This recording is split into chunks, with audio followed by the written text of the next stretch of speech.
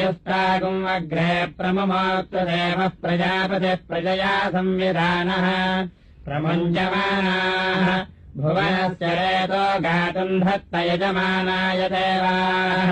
उपाकृतगुंशमानम् यदस्थाज्जीवम् देवानामप्येतुपाथः नानाप्राणो यजमानस्य पशुना यज्ञो देवेभिः सह देवयानः जीवन् देवानामप्येतुपाथः सत्याः सन्तु यजमानस्य कामाः यत्पशुर्मायुमकृतोरो वा पद्भिराहते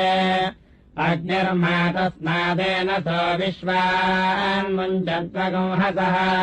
शमितारमुपेतनयज्ञम् देवेभिरिन्धितम्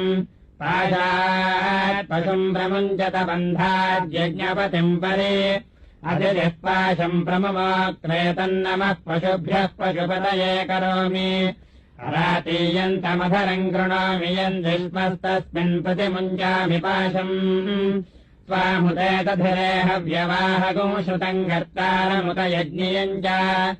अग्ने सदक्षस्ततनुरिः भूत्वा स हव्या जातवेदो जुषस्व जातवेदो वपया गच्छ देवान् त्वगुंहि होता प्रथमो बभूथ घृतेन त्वम् तनवो वर्ध